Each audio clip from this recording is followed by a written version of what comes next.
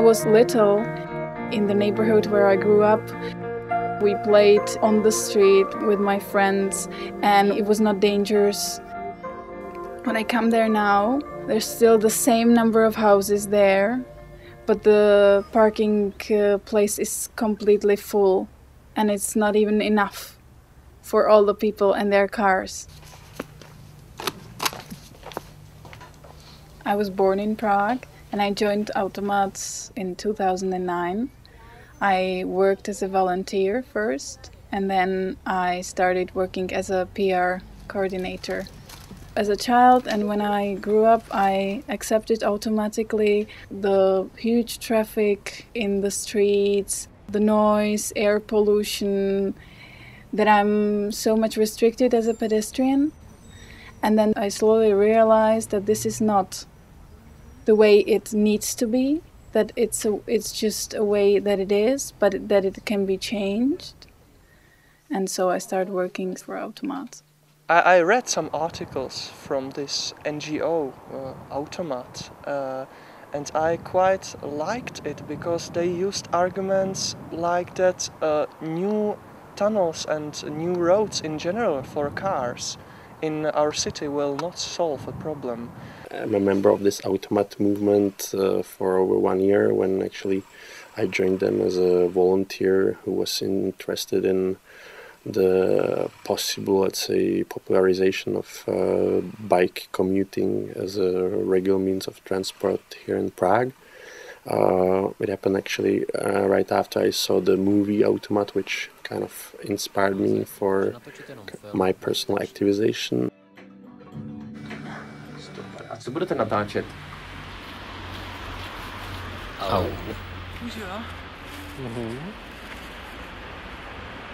To mat. Auto mat. Automat. The centre of Prague is very beautiful and there's so many lovely roads, like especially near Ipe Pavlova in the Vinohrady area, and then there's these like 3-lane highways which cross through it, and now the building's blackened out by the build-up of dirt and pollution that's there, and then you see like the pavements, they just get smaller and smaller because the cars are allowed to park there, or the road has been widened to allow more cars, and it's a real shame. I think in 1989 the atmosphere was not okay, so now we have freedom and let's think what we'll do. Shall we go the way of capitalism or this kind of capitalism, or shall we go this way? No.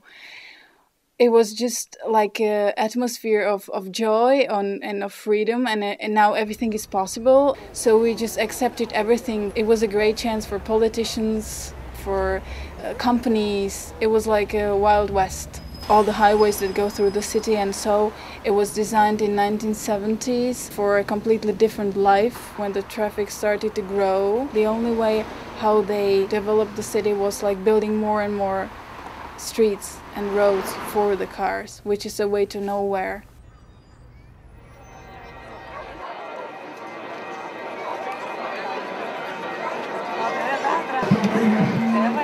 It seems to me that all the roads that are being built and highways and everything is for the cars in the first place, and then comes everything else. The importance of critical masses in Prague is the same as in the whole world. It means that the people who ride bike in the city, they show and demonstrate their rights and their existence within the city environment and city traffic.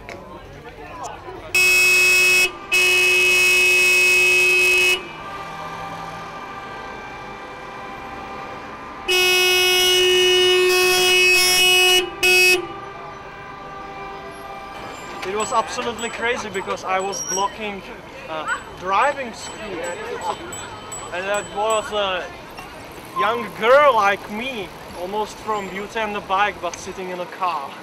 Yeah. But it's difficult to explain drivers when they are waiting and they are upset. I want so much more. Sí, fantástico.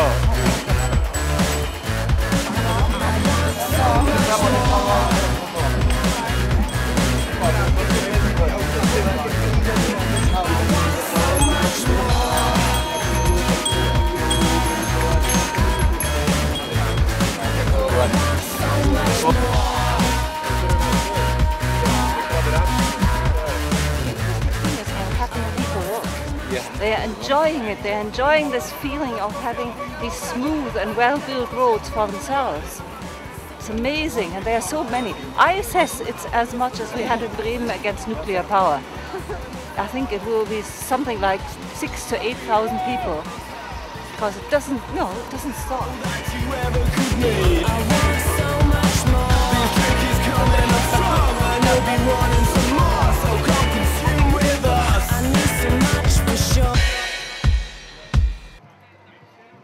The existence of our organization is very important because we are probably the main body for the media, for the public, for the municipality that promotes bike riding and improvements of cycling infrastructure and so. So I would say that even our existence and that we speak up in the public for cycling as a regular means of transport in the city is important. I always have hope. There is improvement, but it's very, very slow, because we could have done so much in the past and we didn't. The people as citizens, they have so much power. Almost everything is possible if you want.